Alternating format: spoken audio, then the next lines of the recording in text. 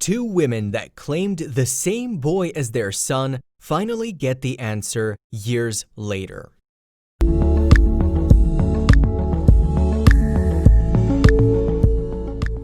Can you remember every freckle on your child's arm?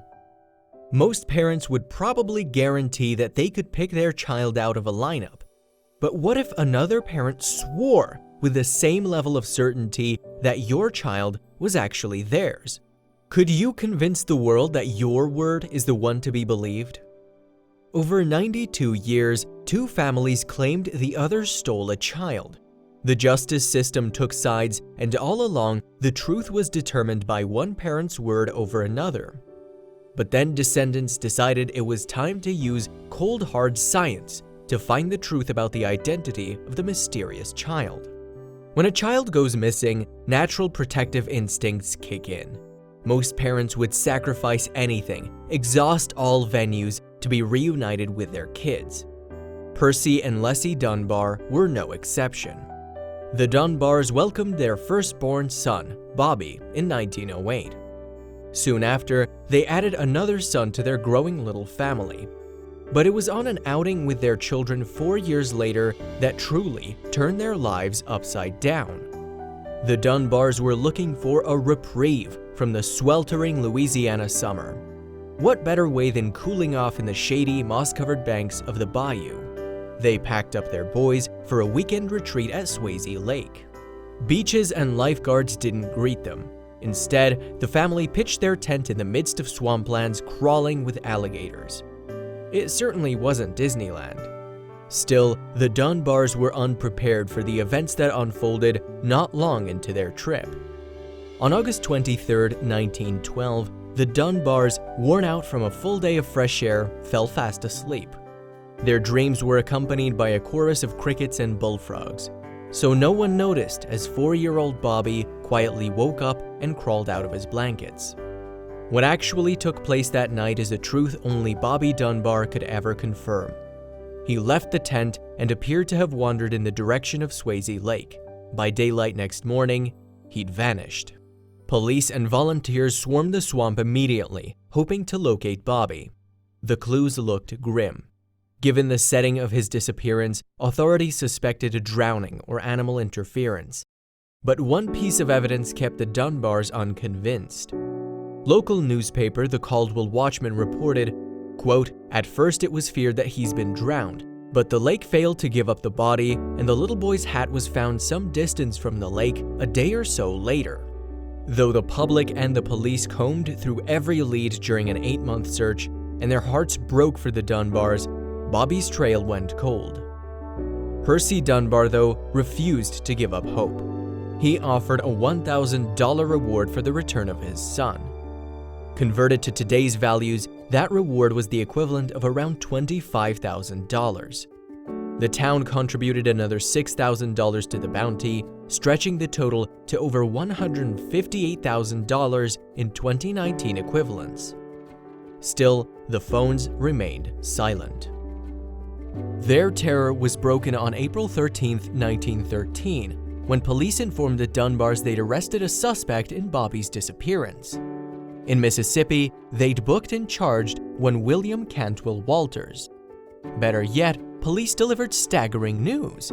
Walters garnered suspicion by traveling with a blonde, blue-eyed boy who bore an uncanny resemblance to the image of Bobby plastered on missing persons posters. They only needed the Dunbars to confirm his identity. For 8 agonizing months, the Dunbars had prayed for Bobby's safe return, but when they flung open the door to welcome him home, Percy and Leslie hesitated. They didn't immediately recognize the child standing in front of them. Surely, Bobby's features couldn't have changed so drastically in less than a year. Nevertheless, this peculiar uncertainty was short-lived. After examining the boy for identifying marks, the Dunbars agreed their boy was finally home. News that Bobby was safe at home spread fast. The town saw fit to celebrate. A parade, including a brass band, marched through the town commemorating the Dunbars' miracle. Before they could cut the welcome home cake, though, the case got hairy. William Cantwell Walters maintained his innocence from behind iron bars. He claimed the boy was his nephew, Charles Bruce Anderson. Crying out for some semblance of justice, he pleaded that the police contact Bruce's biological father, his brother, or the boy's mother, Julia Anderson.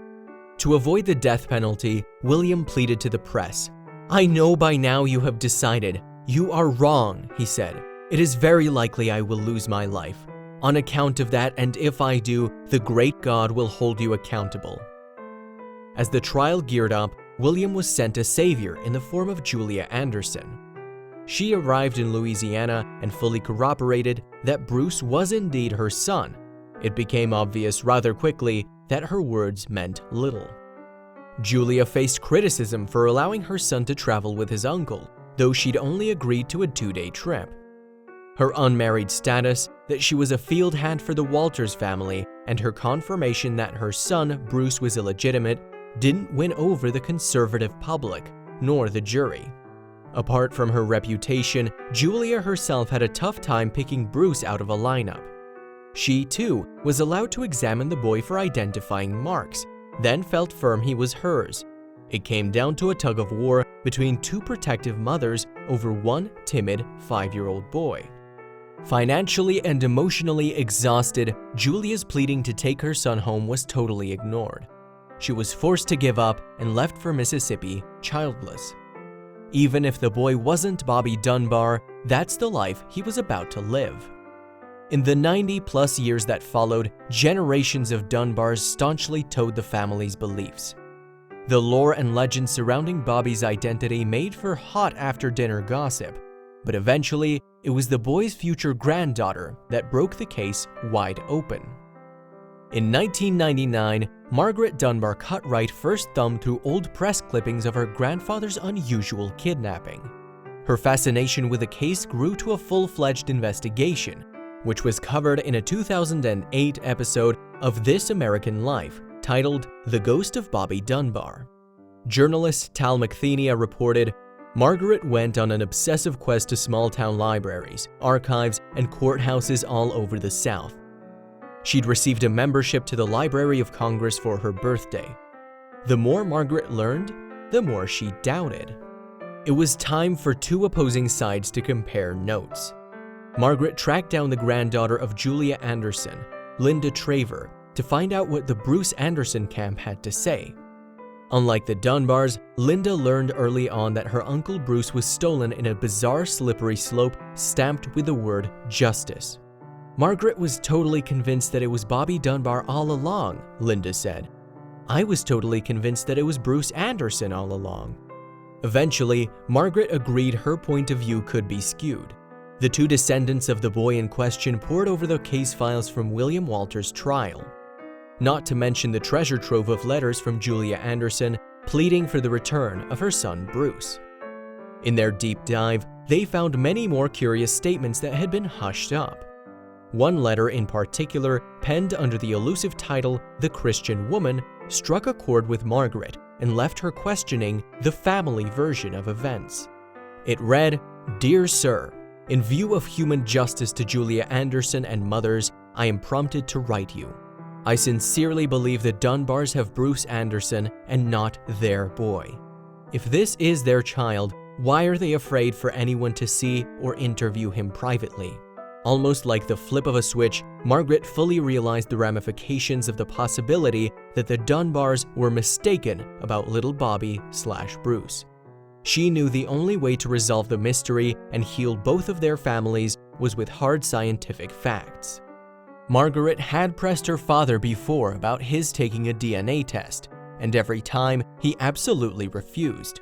In the light of her alliance with Linda, however, Bobby Jr. finally agreed to provide a sample. Now there was no turning back. Using a sample from her great-uncle Alonzo, the laboratory compared it to Bobby Jr.'s DNA to finally settle this identity debacle. Margaret braced for the phone call, but it took a month before they called back with the results. When the phone rang, Margaret wasn't ready for the indifferent delivery of the tech on the other line. They simply told her that her entire family history was all a lie. The truth of the news resulted in mixed reactions among the rest of the Dunbar family. Most of them were on the verge of a full existential crisis. They'd been loyal to their family, but all along, the boy was actually Bruce Anderson. After 9 decades, Margaret swallowed her pride on behalf of her frustrated family. When she delivered the news to Linda Travers, the long-awaited response she received was an emotional hug.